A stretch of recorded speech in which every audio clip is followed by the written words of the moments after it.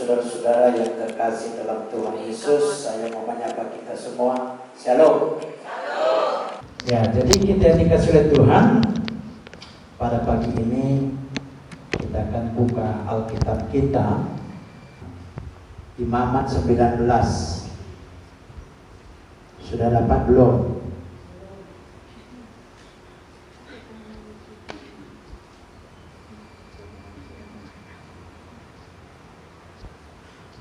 Imamat pasal 19 ayat 1 sampai ayatnya yang kelima. Ya, kalau sudah dapat, mari kita bacakan ayat-ayat ini secara bergantian responsoria.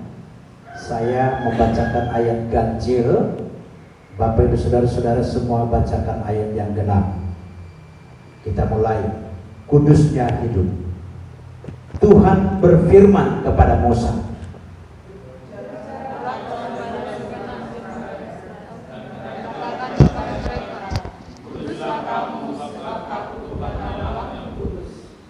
setiap orang di antara kamu haruslah menyegani ibunya dan ayahnya dan memelihara hari-hari Sabatku.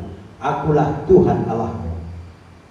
Janganlah kamu berpaling kepada berhala-berhala dan janganlah kamu membuat bagi berhala-berhala. Akulah Tuhan Allahmu. Kita bersama-sama. Apabila kamu mempersembahkan korban keselamatan kepada Tuhan, kamu harus mempersembahkannya sedemikian hingga Tuhan berkenan akan kamu. Kita yang dikasih oleh Tuhan Yesus, saya pagi ini akan memberikan tema kepada kita, ya, itu kudusnya hidup. Kudusnya hidup, saudara-saudara. Kita yang dikasih oleh Tuhan, Alkitab sudah mencatat, ya, di dalam Roma pasal yang ketiga ayat 23 itu mengatakan, karena semua orang telah berbuat dosa dan telah kehilangan kemuliaan Allah. Artinya apa? Bahwa tidak lagi ada seorang manusia pun yang hidupnya kudus. Karena apa? Sudah kehilangan kemuliaan. Kemuliaan Allah ini memang berbicara tentang kekudusan. Kenapa perlu hidup kita kudus? Karena tidak ada seorang pun yang dapat melihat Allah tanpa kekudusan. Tidak ada orang yang bisa melihat Allah tanpa kekudusan. Jadi, apa pentingnya kudus? Supaya ada pertemuan kita dengan Allah. Sebab Allah itu kudus. Itu pentingnya kita mempunyai hidup kudus. Tapi kembali kita kepada Roma pasal yang ketiga ayat 10. Bapak Ibu Saudara-saudara, dikatakan di sana, tidak ada seorang pun yang benar, seorang pun tidak. Tidak ada seorang pun yang berakal budi. Tidak ada seorang pun yang mencari Allah. Apa sebabnya? Karena dosa. Ya. Jadi dosa ini, dosa adalah pelanggaran firman. Apa saja yang sudah kita langgar firman Tuhan, itu pasti dosa. 1 Yohanes pasal yang ke-3 ayat 4 mengatakan itu. Dosa adalah pelanggaran firman. Ya. Jadi kita ini sudah kehilangan kemuliaan Allah atau sudah kehilangan firman Tuhan. Makanya orang-orang zaman sekarang ini begitu sulit dia memahami firman Tuhan, apalagi menghafal firman Tuhan. Boro-boro, saya pernah bertanya kepada satu orang. Saya bilang begini, ayo coba satu aja ayat firman Tuhan, bisa kau hafal enggak? Apa dia kata? Oh, ada Pak. Apa itu? Pada mulanya Allah menciptakan langit dan bumi. Nah, itu ayat liturgi anak-anak TK. Cuma ini dia bisa dihafal. Selebihnya nggak ada. Jangan dulu memahami ya. Kalau memahami harus dipimpin oleh Roh Kudus. Tanpa Roh Kudus tidak mungkin kita bisa memahami firman. Makanya banyak orang mencoba menghafal ayatnya, tapi dihafalnya ayat tanpa dipimpin Roh Kudus tidak akan mengerti. Sudah pasti itu. Ya. Nah, jadi kita yang dikasih oleh Tuhan Yesus, apa pentingnya hidup kita kudus? Supaya kita bisa bertemu dengan Allah. Ya, itu pentingnya. Tidak ada seorang pun yang dapat bertemu dengan Allah kalau tidak kudus. Nah, kita yang dikasih oleh Tuhan. Makanya hukum Taurat itu diberikan oleh Tuhan. 10 hukum Taurat. 4 hukum yang pertama, hukum 1, 2, 3, 4, itu berbicara tentang hubungan kita dengan Tuhan. Hukum 1, 2, 3, 4 itu berbicara hubungan kita dengan Tuhan. Apa yang dikatakan di situ? Yang pertama dikatakan itu, jangan ada Allah lain di hadapanku. Jadi jangan ada Allah lain di hadapannya. Tidak boleh ada patung-patung. Kalau di sini tadi pada ayat yang keempat sudah disinggung itu. Jangan membuat bagimu dewa-dewa apapun. Ya. Jadi tidak ada Allah lain di hadapan Tuhan. Yang kedua di situ pengertiannya adalah kita harus menjaga kekudusan nama Allah. Ini saya lihat, perhatikan, banyak orang sembarangan loh terhadap nama Tuhan Yesus. Kalau di Facebook saya lihat komen-komen itu, debat-debat itu, dia bilang, itu Yesus mau punya kelamin enggak? Allah mau punya kelamin? Kalau punya kelamin kenapa? Orang Allah sudah berfirman kok, aku akan memberikan bagimu seorang anak laki-laki. Kalau namanya anak laki-laki, ya sudah pasti punya kelamin. Ya. Jadi kita bisa menjaga kekudusan nama Allah. Nama Allah itu siapa? Itulah Yesus Kristus. Jadi kita kuduskan nama Dia di dalam hati kita, dalam pikiran kita. Kita kuduskan itu. Nah, ini yang saya katakan tadi, bahwa banyak orang yang tidak takut akan Tuhan lagi. Ada orang Kristen lagi, dia bilang begini, kita perlu berbuat dosa yang banyak-banyak. Lalu kenapa kita perlu berbuat dosa banyak? Supaya nanti karena banyaknya dosa kita, kita ditendang sama Yesus. Itu bukan ke neraka, tapi lewat dari neraka masuk surga katanya lagi. Ini kan aneh-aneh semua manusia sekarang ini. Tidak ada lagi rasa hormatnya kepada Tuhan. Tidak lagi menjaga kekudusan nama Tuhan. Tidak lagi segan kepada nama Tuhan. Nah, kalau di Israel, kita yang dikasih oleh Tuhan, itu menyebutkan nama YHWH saja atau Yahweh itu orang nggak berani. Tapi kita orang Indonesia ini sembarangan. Perhatikan saudara-saudara, di dalam Kisah Para Rasul pasal 4 ayat 12 itu jelas dikatakan, di bawah kolong langit ini tidak ada nama lain yang diberikan selain kepada Dia yang dapat menyelamatkan. Ada nggak nama Yesus Kristus di kolong langit ini? Ada nggak yang pernah kita tahu? Nggak ada. Siapapun nggak berani bikin nama itu, karena nama itu kudus. Ada dulu namanya Tuhan Tarigan, nggak lama umurnya. Dibilang Tuhan aja pun nggak lama umurnya. Nah, bayangkan itu. Apalagi kalau namanya Yesus Kristus, udah pasti. Tuhan Tarigan itu dia dulu jatuh mobilnya, terpelanting mobilnya, lalu dia kejepit sama temannya, kejepit dia. Lalu temannya itu yang bilang, Tuhan tolonglah aku, maksudnya Tuhan yang sebenarnya, bukan Tuhan Tarigan. Tapi dia pikir Tuhan Tarigan ini, Tuhan tolong aku, tolong kau bilang aku pun kejepit katanya. Kalau Tuhan di dunia ini, Tuhan Tarigan atau Tuhan apa itu namanya itu kejepit terus. Kejepit masalah lah, kejepit inilah. Makanya saudara-saudara, jangan pernah kita mau jadi Tuhan. Dan itu pun tidak boleh. Jangan menganggap diri kita Tuhan, itu gak boleh. Seringkali kita menganggap, menyamakan diri kita kepada Tuhan, itu setan. Siapa saja yang menyamakan dirinya dengan Tuhan, itu pasti setan, Lucifer. Nah, jadi kita yang dikasih oleh Tuhan Yesus, itu 4 hukum pertama yang berhubungan dengan Tuhan. Lalu 6 hukum yang kedua itu, hukum kelima, 6, 7, 8, 9, dan 10, itu berhubungan dengan manusia. Berhubungan dengan pergaulan manusia, sikap manusia. Makanya intinya di situ adalah pada hukum yang kelima. Apa yang dikatakan pada hukum kelima? Hormatilah ayah dan ibumu. Tidak mungkin Bapak Ibu Saudara-saudara kita bisa menghormati orang lain tanpa menghormati Bapak Ibu kita duluan. Gak mungkin itu, bohong itu.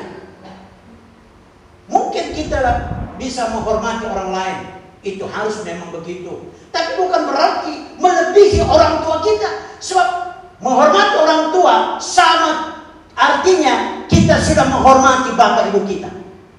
Sudah menghormati Tuhan. Sama artinya.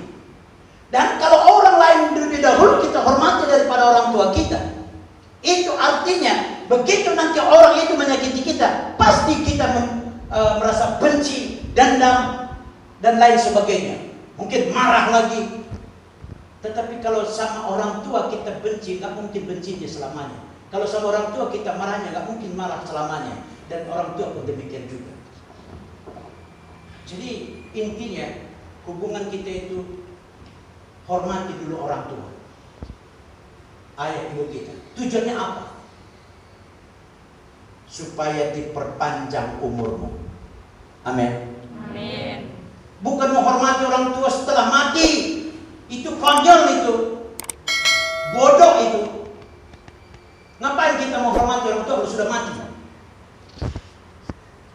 Hormatilah dia pada waktu masih hidup. Senangkanlah hatinya pada waktu dia masih hidup. Kasihilah dia pada waktu dia masih hidup. Kalau sudah mati, nggak ada gunanya kita mengasihi dia, nggak ada gunanya kita menyayangi dia, nggak ada gunanya. Jangan Anda berjarah-jarah dan seolah-olah Anda itu orangnya baik. Itu bohong itu. Kalau menghormati orang tua pada waktu dia hidup. Nah, kita yang dikasih, bagaimana supaya hidup kita itu dapat kudus? Karena tema kita itu tadi hidup kudus, ya, kudusnya hidup. Bagaimana supaya kita bisa mempunyai hidup yang kudus? Yang pertama, kita yang dikasih oleh Tuhan,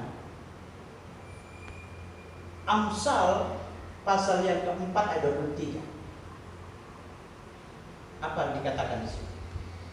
Dengan segala kewaspadaan, karena dari situlah terpancar kehidupan. Saudara-saudara, kalau hati kita ini galau, hati kita ini susah, itu nampak gak dari sikap? Pasti nampak. Ya. Apalagi stres itu meliputi pikiran dan hati, saudara-saudara. Ya. Coba tadi kalau misalnya saya yang stres, ini contoh ini ya, kalau saya yang stres, lalu Anda misalnya, Pak Pendeta, doakanlah aku.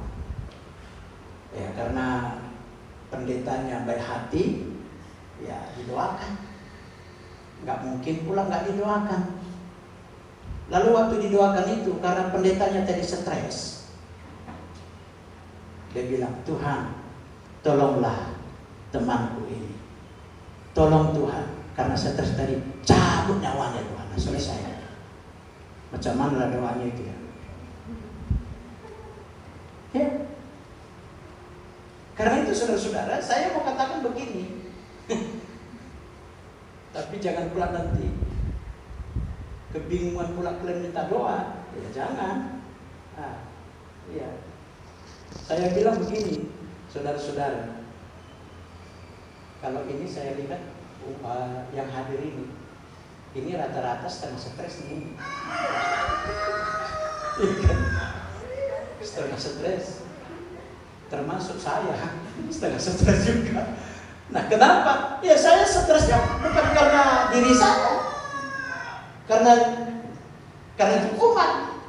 Ya macam mana lah saya nggak stres kalau saya lihat umatnya stres. Makanya bisa salah doa, saya bilang tadi. Makanya berdosa kita kalau membuat pendeta stres. Ya, janganlah membuat pendeta stres. Amin. Jadi kita yang dikasih oleh Tuhan dari hati semua.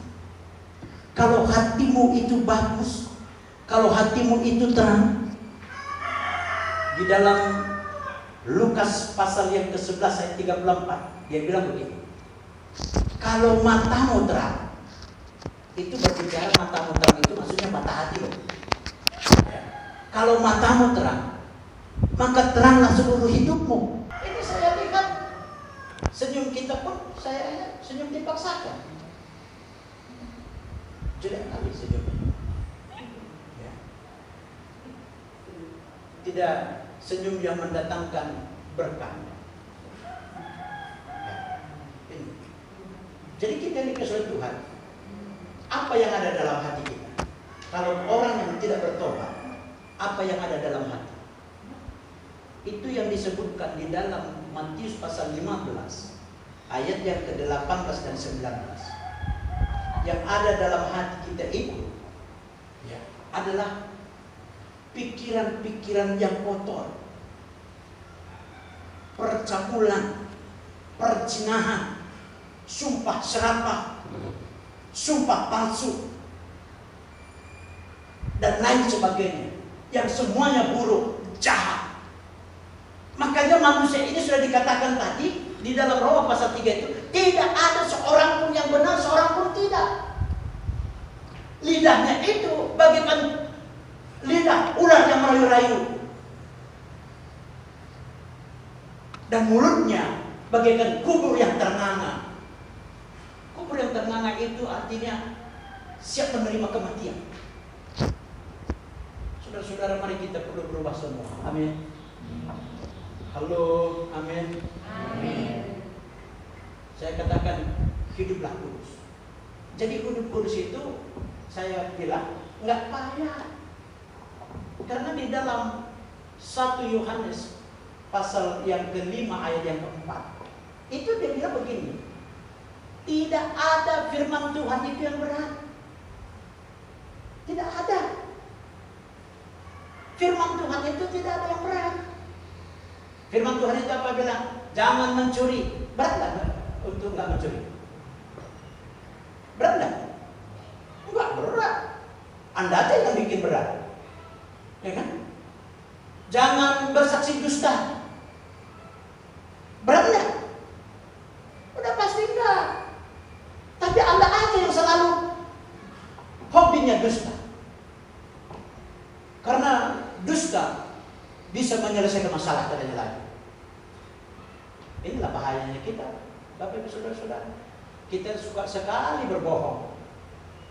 Kalau kita suka berbohong, siapakah bapak kita? Ya iblis. Iblislah jadi bapakmu, karena dia suka berbohong dari mulanya katanya. Ya itulah. Makanya mulai dari sekarang jangan suka kita berbohong. Apa yang kita mau lakukan? Ya itu dikatakan. Jika ya katakan ya, jika tidak katakan tidak. Apa yang lebih dari itu berasal dari si jahat. Nah, berkata benar. Kita ini, Bapak Ibu Saudara-saudara, kita ini bukan yang Tuhan inginkan hidup baik, bukan itu. Tapi yang Tuhan inginkan apa? Hidup benar. Hidup baik belum tentu benar. Kalau hidup benar itu udah pasti baik, tapi menurut banyak orang juga belum tentu baik. Tapi yang penting adalah baik di mata Tuhan, berkenan di mata Tuhan, maka baiklah hidup kita. Jadi kita dikasih oleh Tuhan, tidak ada yang sulit. Tidak ada yang sulit. Kalau kita berkata jujur dan benar itu sulit enggak? Ya Anda aja yang mempersulit diri sendiri. Sudah dibilang pun jika ya katakan ya, jika tidak katakan tidak. Apa yang lebih dari itu berasal dari jahat. Itu dalam Matius pasal yang ke 5 ayat 37 itu. Ya. Nah, jadi kita dikasih Tuhan, semuanya itu bersumber dari hati kita. Kalau mata hati kita itu terang, maka teranglah seluruh tubuhmu, teranglah seluruh perbuatanmu, teranglah seluruh hidupmu. Tidak neko-neko, tidak mau tipu-tipu. Itu yang paling penting untuk menjaga kekudusan. Apa pemazmur bilang? Kamu harus berkata benar, kalaupun itu rugi. Mungkin rugi secara materi maksudnya. Ya kan? Tetapi upah untuk melakukan hidup dalam kebenaran itu sangat luar biasa. Selain upah di dunia ini, kita juga menerima upah kekal di sorga. Kita menerima mahkota kehidupan. Jadi kita yang dikasihi Tuhan, sekali lagi jagalah hatimu. Amin. Jagalah hatimu dengan segala kewaspadaan, karena dari situlah terpancar kehidupan. Makanya saudara-saudara, kalau Anda punya uang, jangan terlalu senang. Kalau Anda tidak punya uang, jangan juga susah diri. Biasa-biasa aja, kenapa? Ya, saya seringkali tidak diketahui orang saya tidak punya uang atau punya uang. Nggak tahu orang. Ya, karena saya sendiri yang tahu. Ya kan? Isi dompet saya yang tahu. Tapi banyak orang, dia selalu pukul sini. Saya bilang, saudara-saudara, setiap Anda pukul di sini, pada waktu ada masalahmu, pukul di sini itu 10 kali pukul setengah pesong Anda. Iya, setengah pesong. Kalau 20 kali jadi apa? Ya pesong beneran. Ya, karena ini sensitif ini. Dan ini pukul di sini keras enggak? Keras. Jadi pukul aja di sini ini yang bagus. Sini udah ada bantalnya. Disiapkan. Jadi kita jangan mau seperti itu. Kalau nanti siapapun di antara kita yang mengalami susah, stres, tolong jangan pukul di sini aja. Pukul di sini, dia nggak sakit, tetapi aman Anda. Amannya apa? Persoalannya bisa selesai. Ya. Makanya bagi saudara-saudaraku yang belum punya calon teman hidup juga, jangan sering pukul-pukul di sini ya. Iya, pukul di sini aja lah. Karena pukul di sini mendatangkan berkat. Amin. Loh iya. Juga bagi teman-teman yang belum punya kerjaan, ya jangan pukul di sini. Ya, jangan biasakan itu. Ya. Nah, jadi itulah pentingnya kita menjaga hati kita supaya kudus. Yang kedua, bagaimana supaya hidup kudus? Yang kedua, 2 Timotius pasal 3 ayat 16. Apa dikatakan di sana? Segala tulisan yang diilhamkan oleh Allah bermanfaat untuk mengajar, memperbaiki kelakuan, mendidik orang dalam kebenaran. Jadi segala tulisan yang diilhamkan Allah itu adalah Alkitab. Makanya di dalam Matius 22 ayat 29 dia katakan, kamu sesat karena kamu tidak mengerti kitab suci maupun kuasa Allah. Setiap orang yang tidak mengerti kitab suci pasti sesat. Udah banyak buktinya yang sesat, yang ngaku-ngaku jadi pendeta, yang menjadi mualaf, banyak sekali. Dan Alkitab sudah katakan, begitu orang ini tersesat, iblislah yang menjadi Tuhannya, dan pasti stres. Hanya di dalam Tuhan inilah kita memperoleh penghiburan yang sejati. Amin. Nah, jadi artinya apa? Kita harus rajin membaca Alkitab, karena Alkitab ini adalah kebenaran. Hidup kita bukan untuk baik, tapi untuk benar. Karena baik itu belum tentu benar. Contoh, ya, Saya tidak berani menegur kesalahan orang karena saya baik orang. Ya kan? Misalnya Pak Sinaga, gak berani saya tegur karena saya baik. Tapi itu benar atau salah? Udah pasti salah. Tapi yang benar apa? Saya harus menegur. Kalau dia saya tersalah sama dia. Emangnya berpikirin? Ya kan? Makanya saya seringkali menegur orang. Makanya orang banyak sekali sakit hati sama saya. Ya memang biarin aja dia sakit hati. Ya kan? Karena apa? Hidup ini sebenarnya ini. Anda sakit hati, Anda terima hukumannya. Saya penting saya sudah lakukan sebagai hamba Tuhan. Ya kan? Ayo. Jadi kita ini harus berkata benarlah. Berkata kebenaran. Nah, ini belajar Alkitab karena segala tulisan yang diilhamkan oleh Allah itu bermanfaat untuk mengajar, memperbaiki kelakuan. Ini kelakuan kita semuanya nggak baik ini, ya kan? Kelakuannya ya yang bisa korupsi ya korupsi, yang paling bahayanya dia korupsi 100 juta. Disumbangkan 1 juta, sudah kudus lagi semua. Itu ajaran sesat ini. Ya, ajaran sesat. Ya. Jadi kita ini kesulitan Tuhan, kita harus mempergunakan waktu untuk membaca Alkitab, bukan membaca erek-erek. Tahu erek-erek? Halo? Tahu erek-erek? Itu buku ahli nujum. Kalau ditanya kamu mimpi apa? Mimpi babi. Oh, lihat erek-erek babi nomor berapa? Itu yang kita baca ya gitulah. Ya itu jangan. Ya, ini yang banyak ini. Saya pernah melayani di Kabanjati. Saya lupa sih nanyakan apa. Sudah saya tanya namanya, tapi lupa lagi saya bahwa tadi saya tanyakan. Saya bilang begini, kamu namanya siapa? Siano. Terus lupa saya tanyakan ini. Saya tanya lagi, kamu namanya siapa? Apa dia bilang? Bapak ini pun udah kayak 86 ini kan? Saya lihat di hari-hari itu 86 orang gila rupanya. Itu celak. Ya kan? Ayo. Jadi janganlah kita seperti itu. Karena stres kita ya seperti gila juga. Kan tenang-tenang aja sih. Karena hidup kita kan ada di dalam tangan Tuhan. Amin enggak? Kalau amin. Percayalah sama Tuhan. Seluruh hidupmu percaya sama Tuhan. Mazmur pasal 37 ayat yang 5 itu mengatakan, ya, serahkanlah hidupmu kepada Tuhan dan percayalah kepadanya, maka ia akan bertindak. Apalagi? Ya.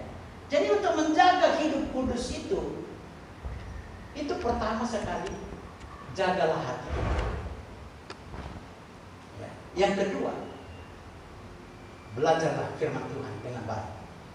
Lebih bagus kita banyak belajar firman Tuhan daripada banyak bekerja. Lebih bagus. Karena apa? Belajar firman Tuhan itu, misalnya kita pergunakan 2 jam atau 3 jam, lalu kita kerja 1 jam aja, hasilnya lebih lagi nanti daripada apa yang kita pikirkan. Jadi kita ini kesulitan Tuhan, berarti begitu pentingnya lah untuk menjaga kekudusan itu. Penting sekali. Nah, saya mengambil satu kesimpulan dulu. Hidup kudus itu bergantung kepada berapa besarnya Anda menjalankan firman Tuhan. Ya. Sekali lagi, hidup kudus itu bergantung kepada berapa besarnya Anda menjalankan firman Tuhan. Ya. Jadi firman Tuhan sudah jelas semua. Sudah dikatakan situ. Jangan ada Allah lain padaku. Hormatilah ayah bapak ibumu. Kuduskanlah namaku, sebab aku kudus. Kuduskanlah hari Sabat.